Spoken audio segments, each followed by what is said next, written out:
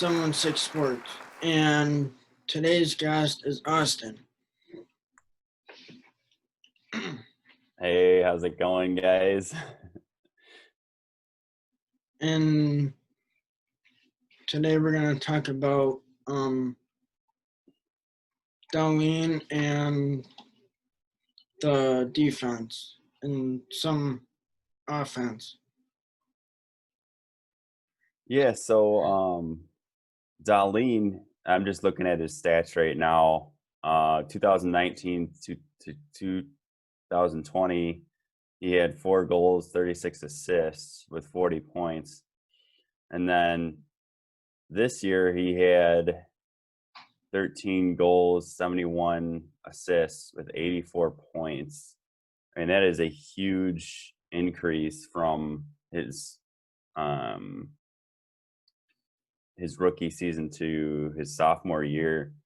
And I think that's only going to go up. I mean, that's insane. 71. I didn't realize he had 71 assists. He did also, I mean, he did have like a minus 20, but I mean, obviously the team like was not where it needed to be. But I mean, they say he's going to be the next Eric Carlson, and I think he's going to be better. I mean, he's got speed. He's starting to. You're starting to see kind of him, under the other coach there, Phil Housley. I don't know if he was playing to the best that he could, but I think with Ralph Kruger, I think he's really is starting to develop like into a really good player. Obviously, I mean, you see right there, he's trending upward, so it's just gonna get even better from there. And he's really good. I mean, we do have also like Ristolainen and some of our other defensemen there. We have some speed and some pretty good defensemen. We do have quite a few, so I mean, I wouldn't be surprised if they try to maybe trade one of those guys to try to get a second line center, possibly. Or I wouldn't mind maybe possibly trading our first round, honestly, just because we've had so many draft picks in the past 9 years that I'm ready to try something different. Try to get somebody in the league that has experience. Yeah, we got Will Borgen down in Rochester too. Yeah, dude, he's supposed to be pretty good. I've heard really good things about him. I don't know if you've seen him play, but I have heard a lot of good things about him too. So I've seen him up here before. I think he was yeah, up like once or twice when either Ristolainen was hurt or one of our defensive guys was hurt. yeah. Oh yeah, I think I do remember. I do remember that now. Yeah, they brought him up. He did well. Again, I think we do have a lot of defensemen, so like parting ways with one of them wouldn't hurt. I mean, you could definitely get a solid. I mean, I know Ristolainen has been on the trade bait for at least 2 years now.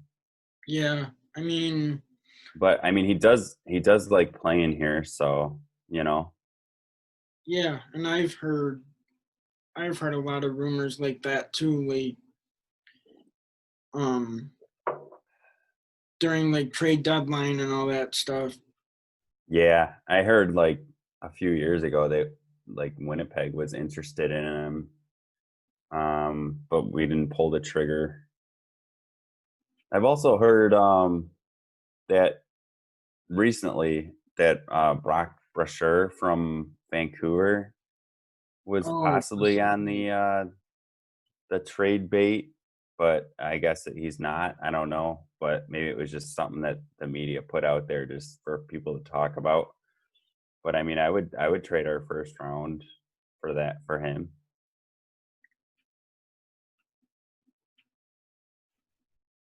what how do you think Ralph Kruger will do like this year in his second or third season here?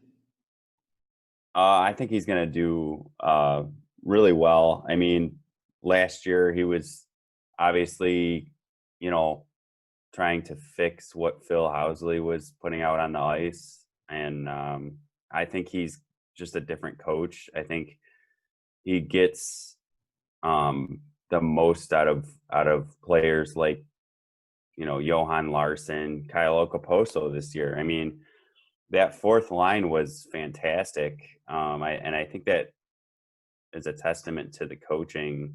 I mean, they were doing a special, and I saw like an interview with Kruger, and he just seems like a really nice guy. Really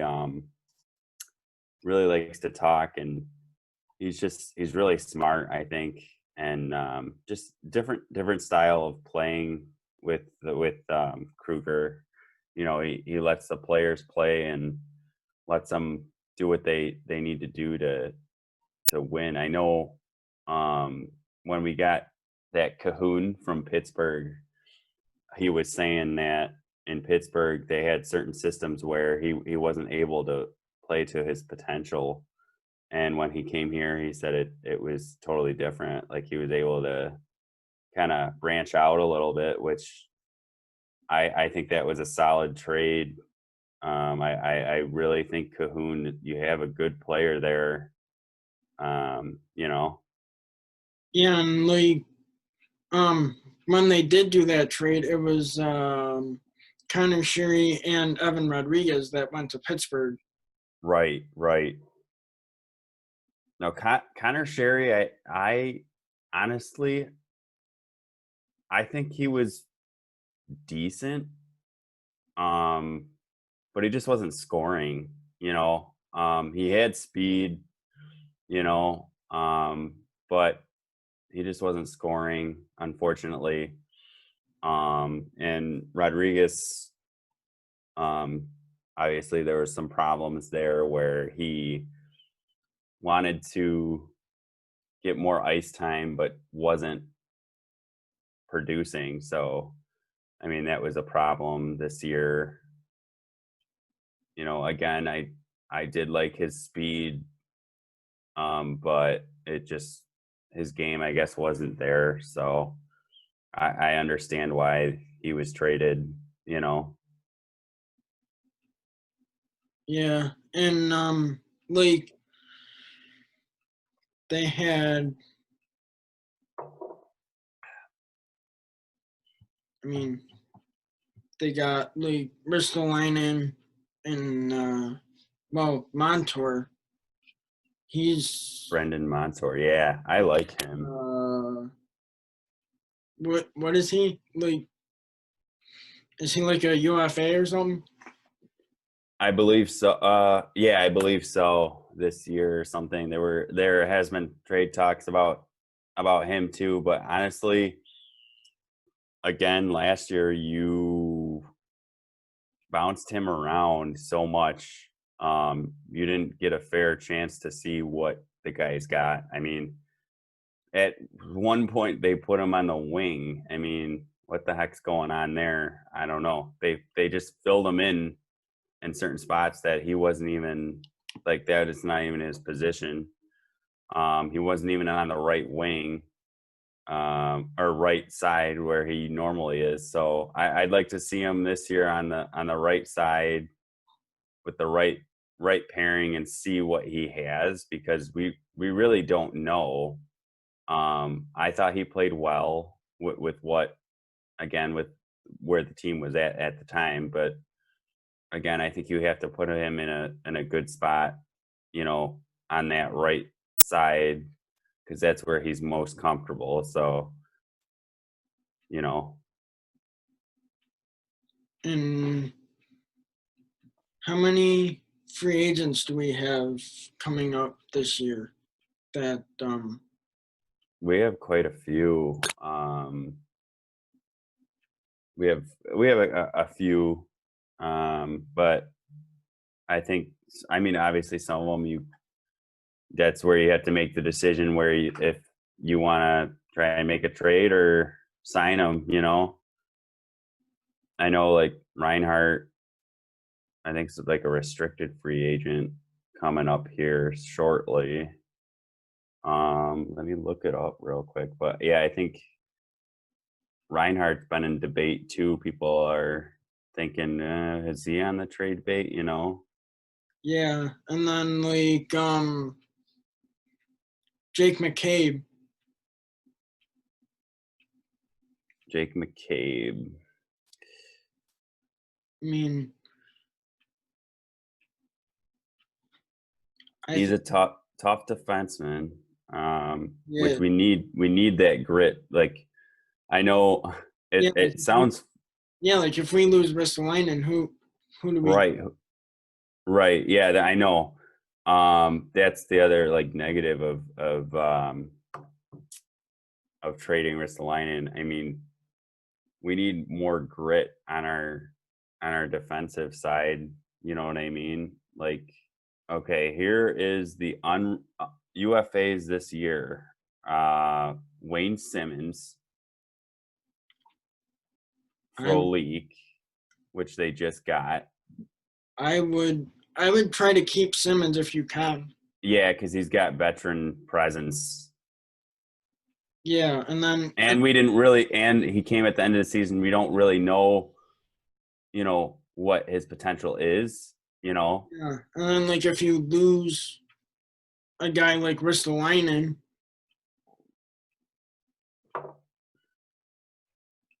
then Saboka, Jimmy Vesey, Hanwick, Gergensons, Larson, well, if you Scott Wilson, Casey Nelson, Dalton Smith, Curtis Lazar, which I think they should sign. I thought he was really good this year. yeah, John Gilmore and Andrew Hammond. So a handful in Rochester yeah, and some up here. But again, like Frolik, you can get rid of. VZ's questionable. Saboka, Saboka, again, I don't know. Question marks. I mean, Gergensons, Larson. I'd keep Larson. He played fantastic. Gergensons, again, that's another question mark. yeah, So there's a couple there that you could somewhat deal with, but I would definitely keep Lazar. Most people are like, I would keep him. I really liked that pickup too. I thought, yeah, that was. I think that was good because he came in and he played really good for us. yeah, I mean, he stepped right in the lineup there. But yeah, like Frolik wasn't impressive to me.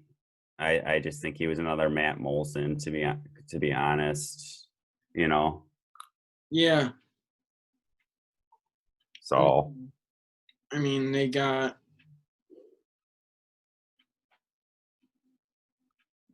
had Gergesons, but I mean he's like a question mark too because yeah, I mean, he's been on this team for a long time. You know, but that fourth line again, do you want to separate, Johan with Gergensons? I don't know. I mean, that fourth line was strong this year. I mean, they did their job.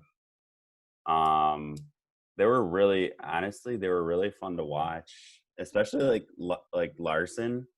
Like he came out of his shell, this year. You know yeah, what I mean? Like just insane from Phil Housley to Kruger. I mean, totally different player. I don't know. They were just fun to watch. That fourth line, as funny as it sounds. I mean, even Okaposo, he was definitely better this year, despite being hurt a couple times, but he did well too. So I think he has concussion issues. yeah, that's the only downside of him. But I mean, when he's playing, he's good. I mean, he does everything he's been asked, so I I don't have a problem with him. He is getting paid a lot though for maybe a little bit more than what you know I would have paid for him, but And then like Eichel's been doing good here with Kruger. oh yeah. I think he likes Kruger a lot. I think the whole team does too. I think it's just a different style that he has. You know, Yeah, and like Kruger, he's like a different kind of coach. Like yeah, he listens to what the players say.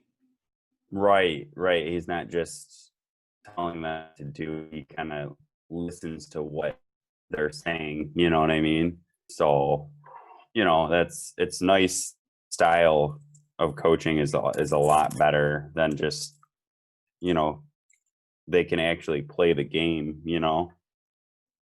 Yeah, Without um, without I mean, obviously, if there's a mistake to be had, but I mean, he's just a different coach, different style, you know. yeah, and I mean, well, he's split up a good line like Eichel and Skinner and Yeah, that is a little bit questionable. I mean, obviously, you had Olofsson in that spot. I mean, anyone you put with Eichel is just gonna do great. I mean, he makes everyone around him look so good. So I mean, you paid the guy Skinner an astronomical amount of money. I mean, you got to put him where he's going to produce. I would just put him on Eichel's line, because you're paying him, tons and tons of money to produce.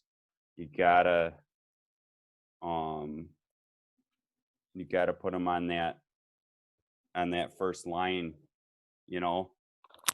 yeah, like put Eichel, Skinner together and Olofsson. Would you put Reinhardt on the second line? I I could see him going like on the second line. Yeah, that's been a debate for quite a while now.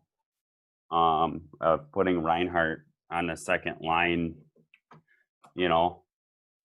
Yeah, I'd rather see him there than like first line.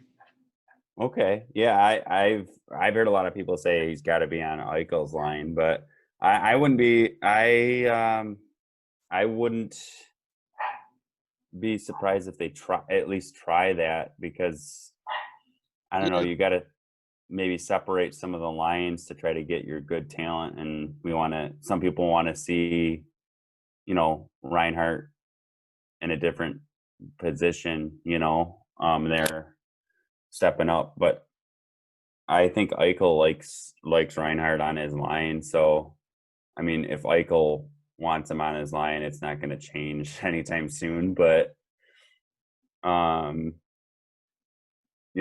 I could see it too. That too. yeah. I mean, I'd like to see um if they couldn't put Reinhardt on the second line and just have Eichel, Skinner, Olofsson on the first line. Who would you put with Reinhardt on the second? Johansson? Yeah, Johansson and Reinhardt, and then like probably put Larson there too. You put Larson on the second line? Second or third line, I would put him there. Okay. You might have some speed. Yeah, that might not be bad because you have some speed there. You know, not bad. And then I Where mean would then you put? Where'd you put like Wayne Simmons on the third line Simmons. or the fourth line? You put him on the fourth line. I'd see him like maybe like right around third, fourth line there, Okay. because he's like one of the stronger guys on the team too. Yeah, yeah. I feel like we need some grit. That's what we've been missing. You know, everyone I talk to, says that we're missing grit. We're missing guys like when we used to have Paul Gustad and Yeah, Marcus Foligno, Patrick Coletta. These guys, Steve Ott. Like, yeah. Like we're missing that's like like the missing link. I feel like, like Ryan O'Reilly and stuff Yeah, like that. yeah. That was a huge hurt there when we got rid of O'Reilly Yeah, because and then we got like fleeced on that deal too. yeah we did because I mean Hutton uh, I just I hope I hope that the goalie situation, I mean, I hope they can Yeah, I mean, I hope the possibly goalies figure that out better. because I don't know, I can't trust Hutton. I really can't. Yeah, With what I've seen, I just don't foresee him being on this roster next year. I don't foresee him starting, that's for sure. I mean, with vision problems and stuff, I don't know, like yeah, I wasn't impressed. I mean, he had some good games, but I don't know. yeah. I think you give Allmark a shot. Yeah, and then I think they should. I think they should address the goalie issue during the off season. Yeah, I think so too. I think that definitely needs to be a discussion for sure. And if Adams likes Hammond, I would see him as a backup. Oh, the guy from Rochester. He played for Ottawa too. Yeah, I know. He was a backup for Ottawa, and then now he's in Rochester. Yeah, Um, I'd like to see a little taste of him because I remember he play in the playoffs and like he was yeah. They he had a shutout or something. they had Yeah, like a shutout. They called him the Hamburglar. Yeah, he was pretty good. I don't know. They should maybe give him a couple games, see what he's got. You know? yeah. And then bring up Will Borgen from Rochester. Bring him up here and see what he's got. Yeah, yeah. Like Maybe again, if and you then put trade Cousins or something. if you trade some of your defensemen, maybe he takes one of those spots. Dylan Cousins, yeah, I would like to see him up here too. See what he's got. I think he might be ready. Um, again, that the Ukko Pekka they were saying with the goalie, he's another 2 or 3 years out yet. So I Yeah, mean, he's supposed to be pretty good, but it's still like 2 or 3 years away with him. yeah, But um, I think you give Allmark a chance this year. I mean, I feel like he proved himself a little bit. I think you start Allmark. Yeah, See I where would that for see where that leads. I mean, if a goalie comes up in the free agency market, a decent goalie, but they're hard to come by because most teams, kind of have their starting goalie, and they're not going to get rid of their starting goalie. So it's hard. It's hard to find decent goalies.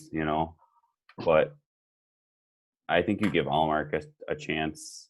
See what where that leads. yeah. I mean, I would see what happened with Omar, and then um, I'd probably either have Hammond or that Jonas Johansson that was up here. Yeah, the other guy that was in Rochester as well. Yeah, I would like to see him, and yeah, I would like to see that the Hamburglar too. I want to Yeah, see what he's got. yeah, and then like him and Jonas Johansson and Omar, and then try to get rid of Hutton. Yeah, I think that would be wise. The good side of Hutton is I know a lot of guys in the locker room like him. Um, in the locker room there, but I don't know. It's hard. It's hard to say, but if the opportunity were to try and get rid of him, I would. I don't know. Yeah, like with some of our like restricted free agents or UFAs, maybe like try to do something with those guys too. For sure, for sure. Yeah. I mean, I think that's going to be a big thing in this off season now.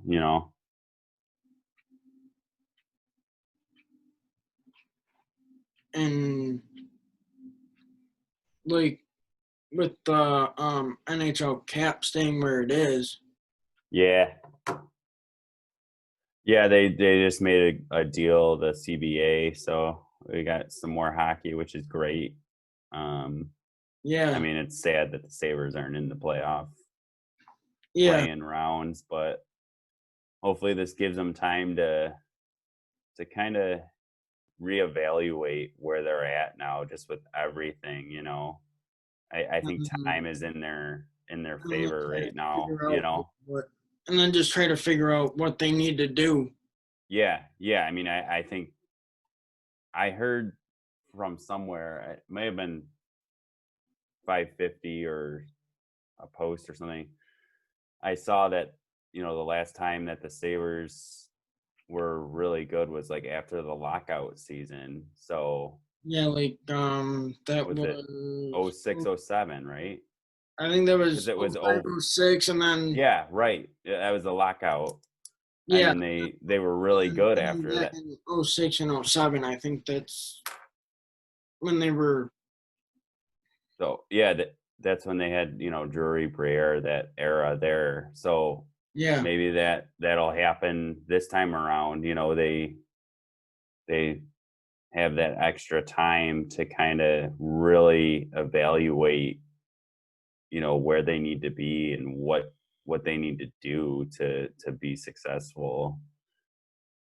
yeah, So I think it's honestly it is sad that the Sabres didn't make it, but in a sense it might be a good thing for this year that they have this time to evaluate. yeah, and hopefully they just figure out where their issues are and stuff.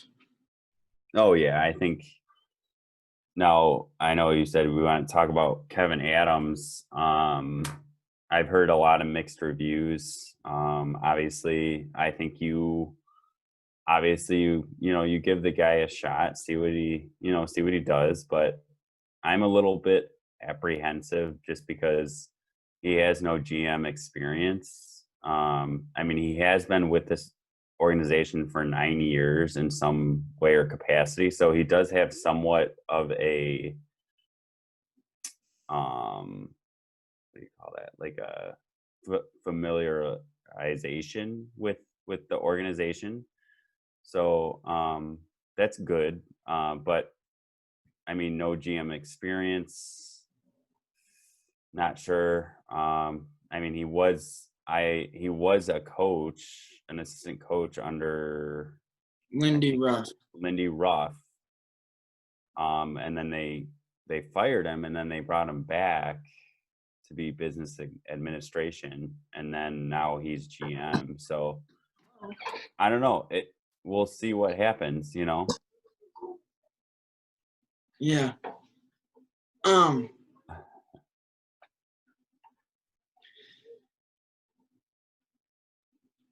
Like, I would see Kevin Adams doing like okay, like his first year, and then like maybe bring in somebody. Yeah, that's been a discussion. A lot of people are discussing that. I'll bring a hockey ops guy in. But I don't know if the Pagulas are on that train. I know they've tried to before with Pat LaFontaine, and that didn't work out. But I would strongly suggest to try and get a hockey ops person in there, like Rick Dudley. I know he was a hockey ops guy in Carolina. He would be a good guy to try and get, but I don't know if that's the direction that they're trying to go with, you know, I think they just want to control it, but we'll see. I mean, I don't know, you know.